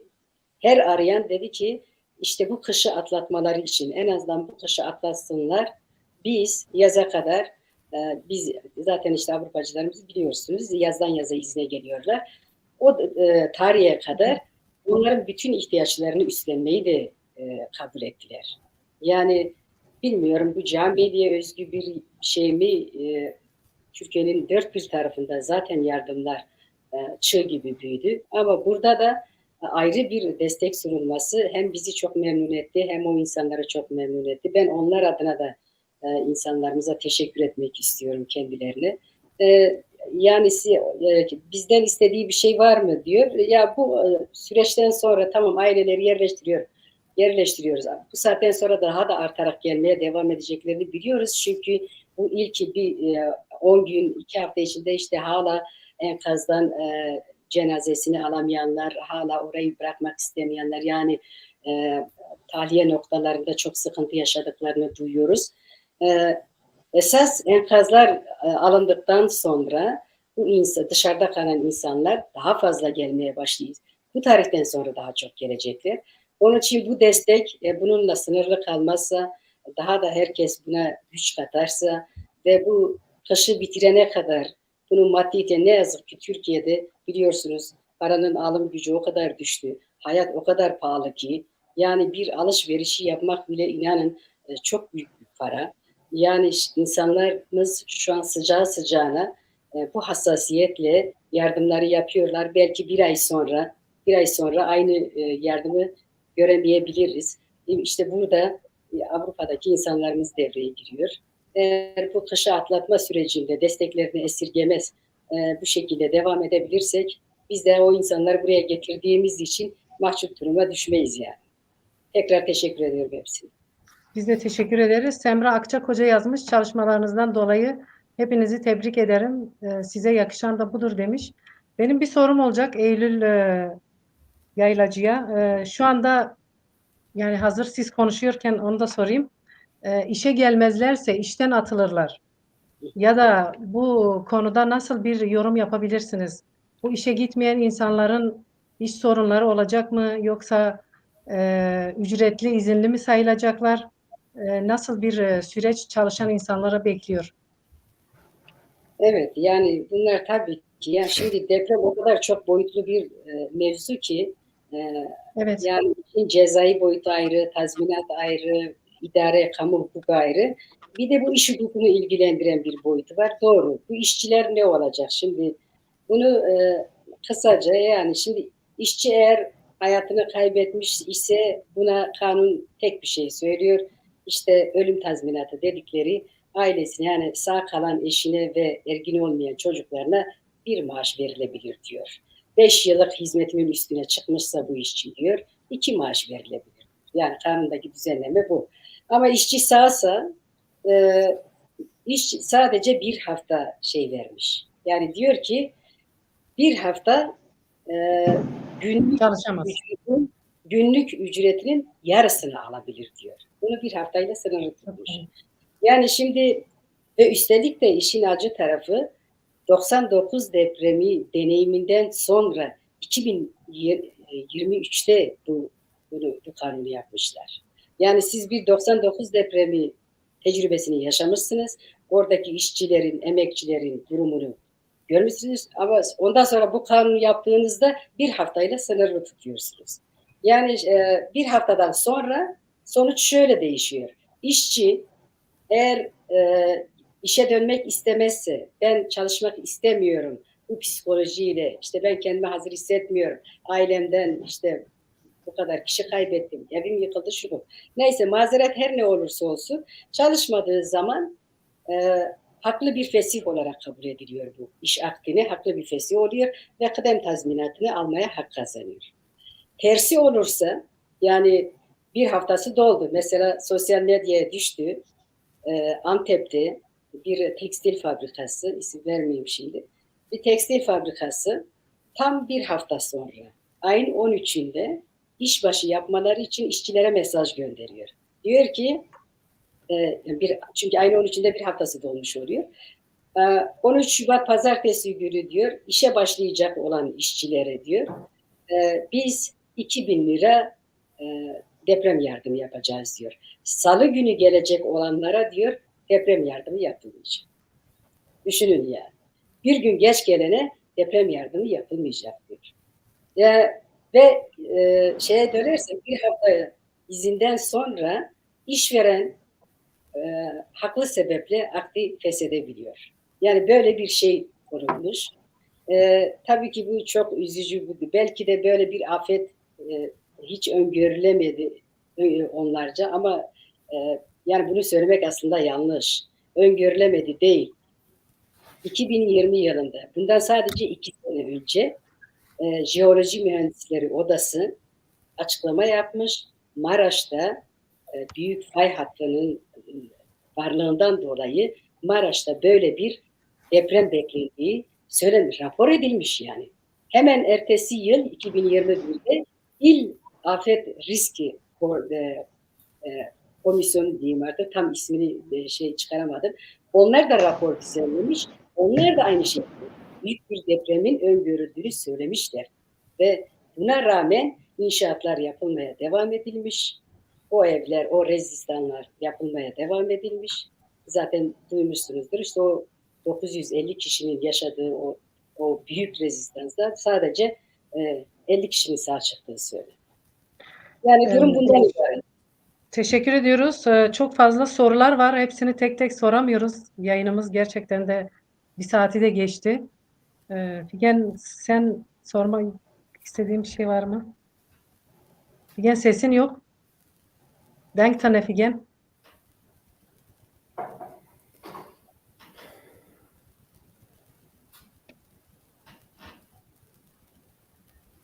Ha, şimdi sesim geldi. Beres, denge tayteno. Bibarinin eskatım navare zaten taşı gut gran emtene daviye barnamaya. No, ben havale evliler şunu sormak istiyorum. Hepimiz biliyoruz ki gerçekten de ülkenin hukuku işlemiyor. Binlerce mağdur var. Binlerce insan diyelim işte müteahhitlerin mağdurudur. İnşaatçıların mağdurudur. Türkiye'de hukuk olmadığına göre bunu Avrupa uluslararası hukuka taşıyabilecek misiniz? Ya da öyle bir düşünceniz var mı? Bu olaylarla ilgilenen şu anda kaç tane avukat var? Biraz da bunun hakkında bize bilgi verebilirsin. Evet. Şimdi bu deprem bu kadar büyük bir deprem olması nedeniyle bütün ülkeyi derinden sarstığı için az önce de söylediğim gibi Barolar Birliği ilk günden itibaren orada ve şu an bilebildiğimiz en son habere göre 2500 gönüllü avukat orada çalışmalara katılıyor. Artı işte bu insanlara ücretsiz hukuki destek sunmak konusunda çalışmaları var. Onlara için bir deprem kitapçığı hazırlamış, onların haklarını anlatan, işte nerelerde ne başvurusu yapabilir şekilde, ayrıntılı şekilde. Bunlar yapılıyor. Daha da yapılacak çünkü bu uzun soluklu bir süreç yani. Sizin dediğiniz orada şimdi tamam hukuk işlemiyor, doğru ama burada tabii ki gönüllülük esasıyla çalışmak isteyen çok avukat var. Herkes bulunduğu yerde. Mesela biz buradayız. Deprem bölgesinden çok uzağız. Oraya elimiz ulaşmayabilir ama burada yüzlerce depremzede gelmiş. Depremzedenin buradan hukuksal sorunlarına el atmak, onlara destek, onların hukuki anlamda sahiplenmek de bizim görevimizdir. Biz de burada yani Türkiye'nin dört tarafında herkes bu sorumluluğu hissederse yapabilirler. Hukuk işlememesi şöyle, yani aslında şöyle de bir durum var. Bu son yıllarda arabuluculuk diye bir müessese girdi bizim hukukumuza. Yani yargılamalar çok uzun sürüyor diye belki mahkemeye gitmeden arabuluculuk aşamasında bu işler hallolabilir diye. Yani bu depremin de bu yıkıcı etkisiyle isteseler arabuluculuk aşamasında hiç yargıya bile taşımadan zaten evi yıkılmış, işte canları yitirmiş bu insanlar bu haldeyken arabuluculuk aşamasında da rahatlıkla o insanların tazminatını giderebilir, yani tazmin edebilirler zararlarını o anlamda. Ama yaparlar, süreç gösterecek bunu. Avrupa İnsan Hakları Mahkemesi de şöyle bir durum kısaca. Şimdi bizim yasalarımız bu konuda açık. Diyor ki hiç hukuk tüketilmeden Avrupa İnsan Hakları Mahkemesi'ne başvuru yapılamaz. Yani burada ilk derece mahkemesi, onun üst mahkemeler, o süreçlerin hepsi bitecek. Bunlar bittikten sonra ancak siz yargıyı Avrupa İnsan Hakları Mahkemesi'ne taşıyabiliyorsunuz. Şimdi burada da öyle, yani yargılama o kadar uzun sürüyor ki mesela biz işçi haklarından bahsediyoruz. İşte Çiğdem arkadaş işçilerden madem bahsetti, ondan örnek vereyim. Şimdi işçi davaları açıyoruz işçi alacakları ile ilgili. İşte yerel mahkemede bitti, mahkeme atıyorum bir senede bitti. Ama sonra üst mahkemelerde istinaftı, temizdi, Yargıtay'dan dosyadan yıllarca gelmemesi derken işçinin alacağı o para, üstelik de Türkiye gibi sürekli devalüasyonun yaşandığı, paranın her geçen gün değer kaybettiği, erediği bir ülkede o para deyim yerindeyse pul oluyor ve işçinin eline o para geçtiği zaman artık hiçbir işine yaramamış oluyor. Yani böyle de bir gerçekliğimiz var.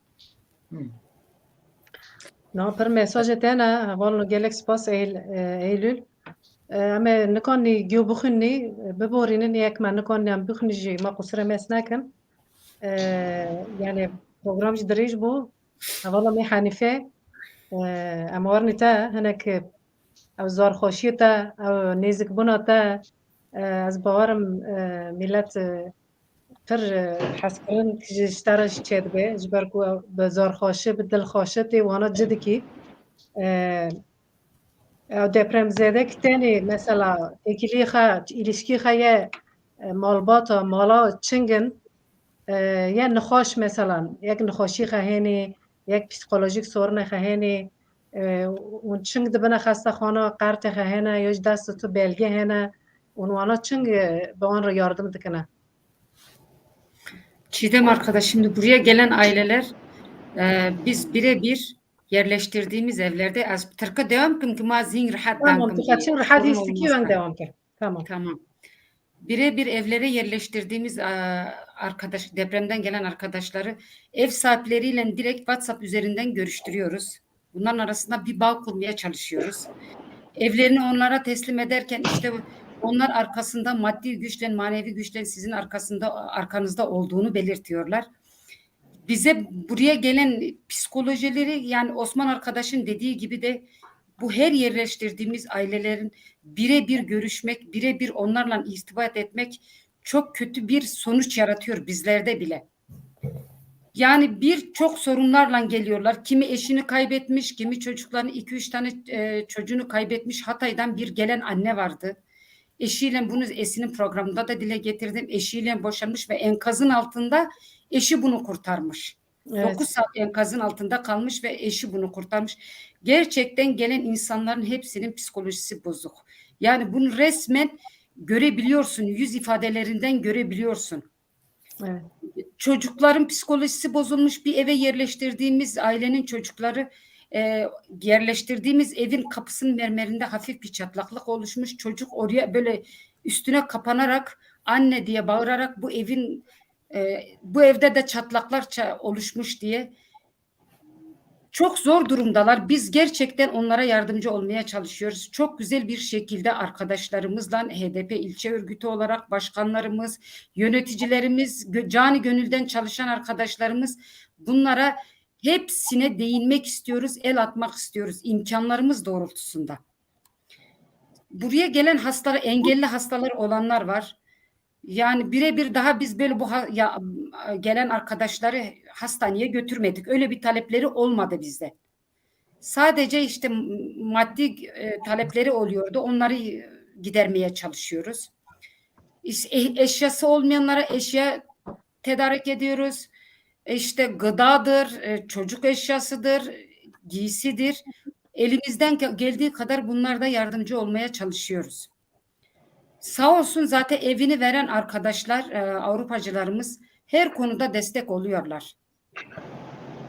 Yani konforlu bir yaşam sunmaya çalışıyoruz. İnşallah gücümüzün yettiği kadar. Haluk Levent'in dediği bir kelimeyle kepçe olmak istiyor mu insan?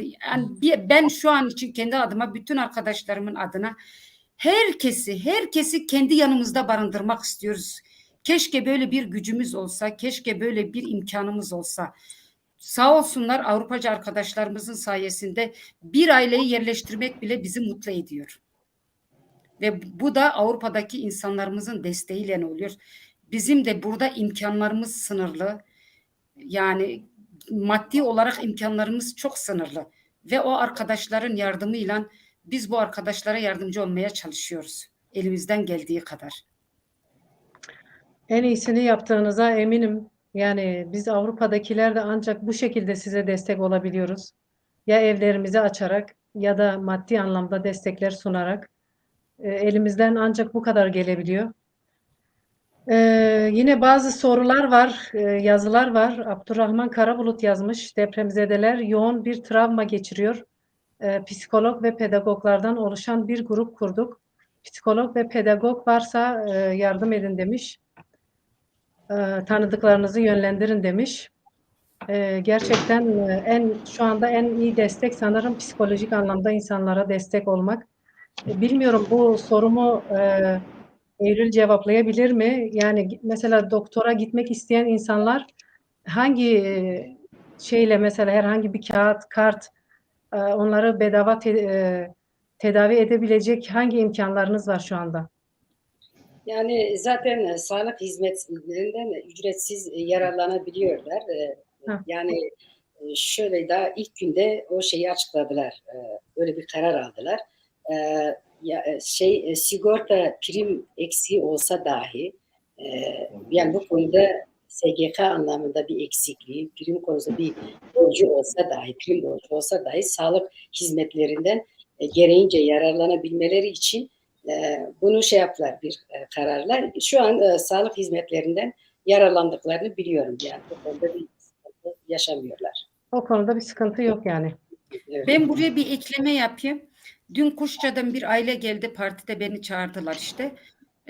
Bir aile getirmişler Diyarbakır, Ahmet'ten bir aile gelmiş, depremzedelenmiş ve bu ailenin kızı daha öncesinde bir erkek şiddetine maruz kalmış. İşte o yüzden engelli olmuş. Bizim burada arkadaşlar var, Eylül arkadaş, Osman arkadaş da tanır. Yardım başvurduk. Aile kendisi de daha önceden başvurmuş. Kuşça'dan yanına yerleştiği aile de başvurmuş. Orada fizyoterapistler gönüllü olarak bu arkadaşa yardımcı olacaklarını söylediler. Biz de birebir görüştük. Özel fizyoterapiler, çırar fizyoterapist bunlara yardımcı olacağını söylemişler. Zaten böyle olan arkadaşlara, engelli arkadaşlara, hasta arkadaşlara bizim bilgimiz olduğu zaman biz yardımcı olmaya çalışıyoruz. Gerek her hebin. Digen pırseta hena ama yavaş yavaş berbat bu ne işlerini. Denge de disatane. اره میگویم گران تنین Pırseta jo Osman aval hebun. Pırseta راست دنیا منی آن ته herhalde ما هنا که تکنیکی حتی هنا مش تماشا خیلی بود حد خازمی راستیجی اول عثمان تا گفتم لوی داره مونی افترا برابر کس ندیجی وسا آلی کارت کر هاو yani başka sivil kurumu işte beni yedine alikar hebun tunabun yoksa bir tane lüvedare un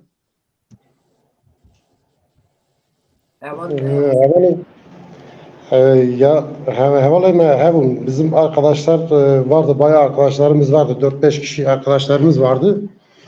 Biz hep beraber çalışmalarımız oldu. Aynı zamanda Gölyazı'da, Güney Gölyazı'da bir Hüseyin arkadaşımız vardı, Hüseyin Durmaz.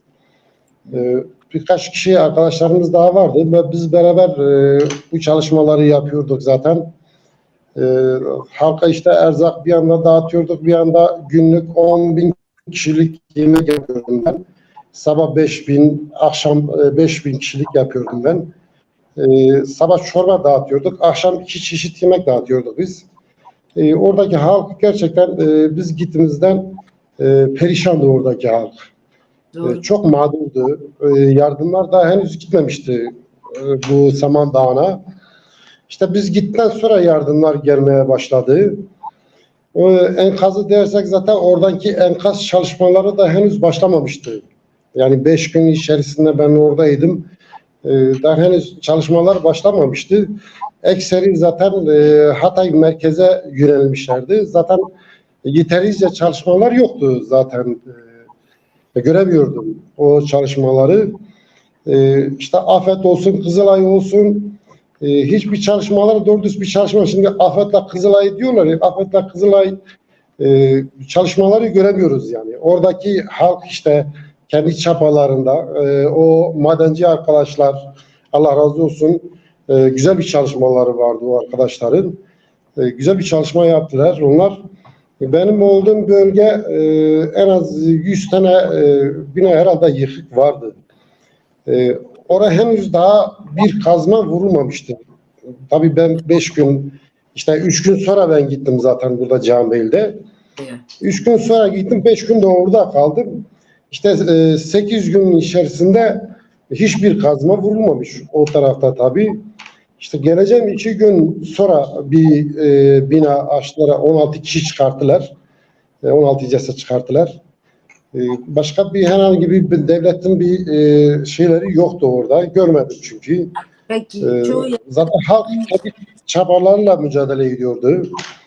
Biz de tabii ki biz de gittik oradaki insanlar çok sevindi. Bir anda çocukları tabii ki ölmüş, bir anda eşleri ölmüş, bir anda zaten ev diye bir şey kalmış, yerle bir olmuş zaten.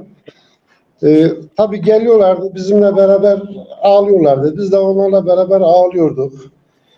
Yani gerçekten psikoloji diyebilirim, zor olanın psikoloji zor yerine gelebilir. Zor, gerçekten zor bir durum. Allah yardımcıları olsun. Allah bir daha yaşatmasın böyle bir Vallahi şey. size de teşekkür Böyle bir ederim. de Bana yardım ettiniz. zor, Gittiniz. zor bir durum. Gerçekten zor. Allah yardımcıları olsun. Eli uzatan arkadaşlarımız, bütün insanlarımız, Avrupa'daki insanlarımıza çok çok teşekkür ediyorum. Avrupa'daki insanların desteği çok gördük.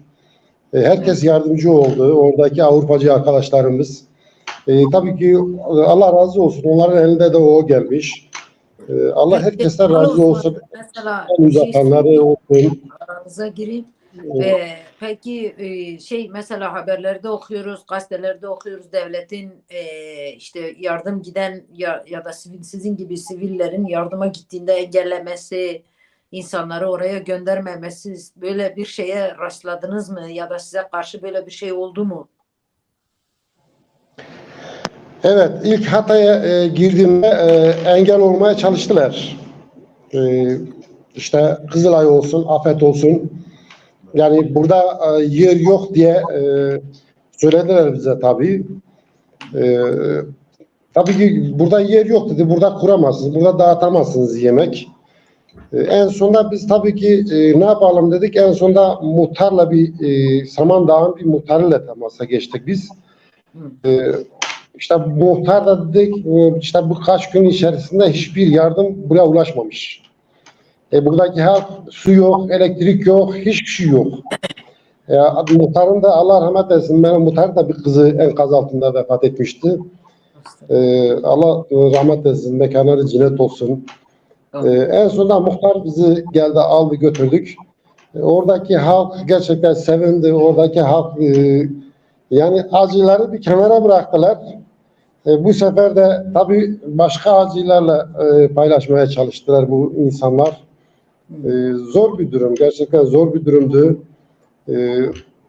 Yani doğru düz yemek yiyemiyorlardı. Tabii ki acıları büyüktü. O acıya zaten Allah acıları gidersin inşallah. Allah bir daha yaşatmasın bütün insanlara, bütün Müslümanlarımıza. Hiç kimse yaşatmasın inşallah. Zor bir durum. Zaten insan gördüğü zaman yani dünyada yaşamış, yaşamamış hiçbir önemi kalmıyor. Zor bir durumdu gerçekten. Allah yardımcıları olsun. Ölenlere Allah rahmet eylesin. Karılara acil şifa diliyorum. Allah yardımcıları olsun. Yardım edenlere Allah razı olsun. Herkes de ufak olsun, büyük olsun, herkes de yardımcı oldu. Sivil kuruluşlarımızın zaten yardımları hiç durmadı. Çok yardım geliyordu. Aşırı yardım geliyordu. İşte devletin hiçbir yardımını görmedik. Rastlanmadı. Teşekkür ederiz. İnşallah o yardımlar yerli yerince dağıtılır. Gerekli insanlara ulaştırılır. Biz de programımızın sonuna doğru yaklaşıyoruz. Mehmet Bozdağ'ın bir mesajı var. Onu okumak istiyorum. Arkadaşlar, benim önerim bu bir haftalık tecrübemizi gözden geçirerek eksik bıraktıklarımızı bu saatten itibaren daha örgütlü ve hızlı yürütelim. Her fırsatta çağrı yapalım. Her birimizin yapacağı çok şey var. Bu aynı zamanda bir örgütlenme çalışmasıdır. Emeği geçen tüm halkımızın önünde eğiliyorum. Teşekkür ediyoruz. Başka mesajımız var mı? Reji? Yok sanırım. Var mı? Yok. Yok, bir tane daha varmış. Cihan Beyli HDP ilçe örgütünü kutluyor ve tebrik ediyorum. Büyük bir çaba harcıyorlar. O kişisel yayın yapan veya kendi başına aileleri evlere yerleştirmek isteyenlere HDP ilçe veya Konya il örgütü el atmalıdır. HDP'nin ismini kullanıyorlar ama partiye bilgi vermiyorlar ve sormuyorlar. Buna dikkat etmek gerekiyor. Hevala Eken TV ve katılımcılarını kutluyor ve emeğinize sağlık diyorum. Biz de teşekkür ederiz Yavuz Eken. teşekkür ediyoruz. Başka mesaj yoksa son mesajlarınızı alalım sizlerden. Bir dakika, Cavit Çakmakçı yazmış. Gölyazı'da 2 evimiz var. Depremzedelere vermek istiyoruz. Hanife arkadaş ilgilenirse memnun oluruz. Selamlar. Hanife arkadaş, aldın mesajı. Başka mesaj yoksa biz yavaş yavaş programımızı sonlandıralım. Hanife arkadaş, senin son mesajını alalım. Son olarak ne söylemek istiyorsun? Arkadaşlar ben şimdi tüm gelen evlerin listesini biz alıyoruz. Koordineli bir şekilde çalışıyoruz. Biz sadece bir arkadaşı oraya, Cafer arkadaşı oraya görevlendirdik. Dolan evleri, yerleştirdiğimiz evleri tekrar bildirip oradan mesela 150 ev varsa elimizde her dolan evi bildirip o evi doldu diye karşılarında yazıyoruz. Elimizde şu an için 130-150'ye yakın ev var.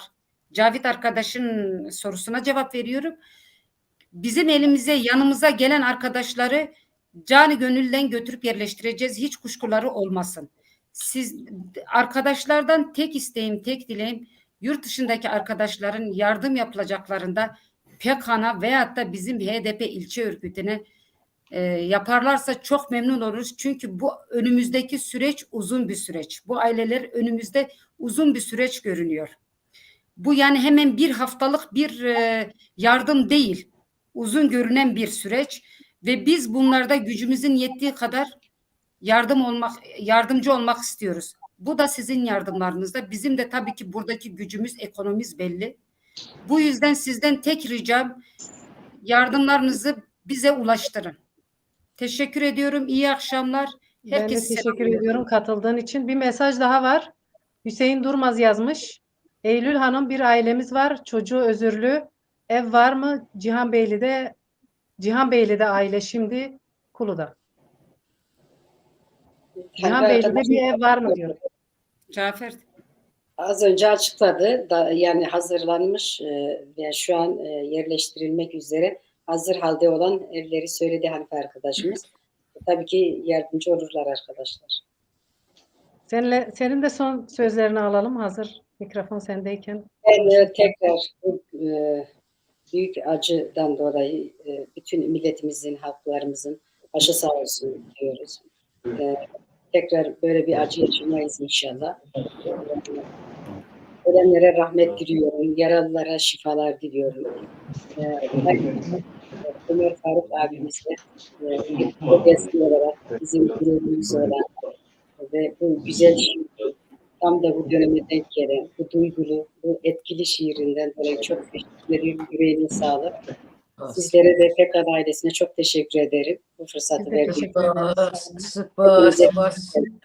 سپاس اولا اول تجی تاب برنامه ما بوی راستی جی کار سرمله وجی سرموز وجی گلک گرانه اول علی فاطم پیامت مساجت دایی جی هینی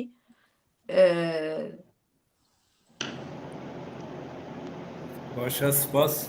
Mesajım davi eşi rasti hem gelek hem ginin tabi per eşi grane. Şu bana ve eşi rasti yani hem tbeşin ya yardım aslında bana yardım yani hem nave vişi beşin dayanışma tben ya Türkiye müşteri yani çünkü hem avjiyan aha hanek vate bakın yani yaşamımızı biraz anlamlandıralım. Dolayısıyla son derece önemli bu dayanışma ve bu dayanışma gösterildi. İşte Osman arkadaş demin belirtti. Ben de özellikle devlet bir organizasyon sonuçta. Yani PKK da bir organizasyon.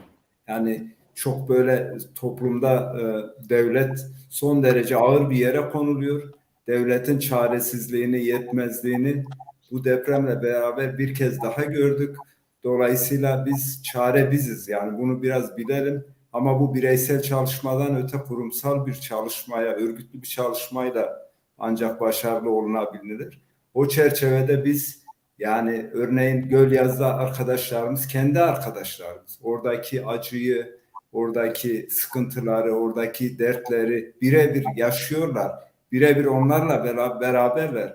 Dolayısıyla temel sorun burada, biz kendimiz bu sorunlara çözüm bulabilecek güçteyiz. İşte bir Avrupa ayağımız var, bu büyük bir şans. Platforma Kurdan Anadolu'yan abim, ülkede yine HDP ayağımız var.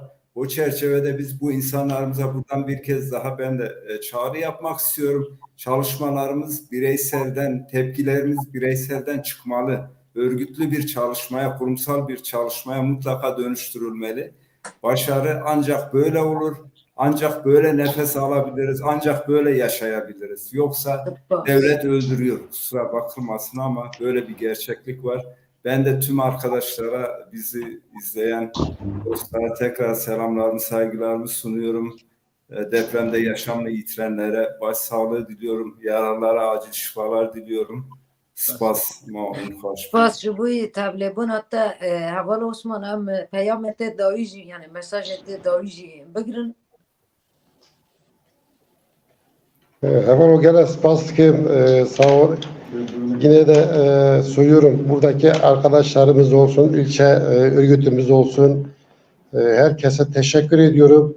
Size de çok çok teşekkür ediyorum bu imkanı bize tanıttığınız için. Pekan ailesine teşekkür ediyorum. Yardımlarını bekliyoruz. Avrupa'daki arkadaşlarımız yardımları bekliyoruz. Bu ailelere sahip çıkmamız için bu yardım bize gerekiyor gerçekten. Tabii ki elimizde geleni biz de yapıyoruz. Herkes yapıyor. Bütün arkadaşlar canı gönülde yapıyorlar.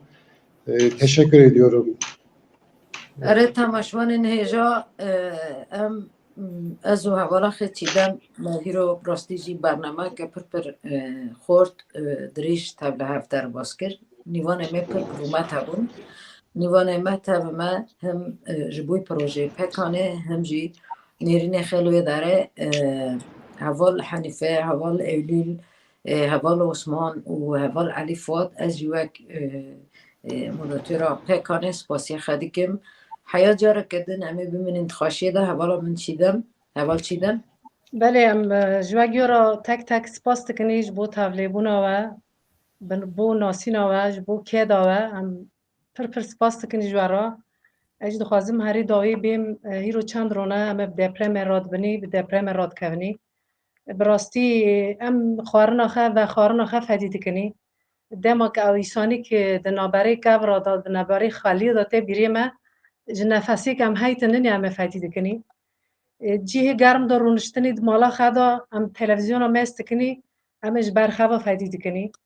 Vê çarebûna ki van bi îsanî me tê da em dibîninî, em ê ji xwe fedî dikinî bi rastî. Dünya fedî kir, her du ezman fedî kir, lê vê devletê dagirker qeş tiştekî fedî nekir.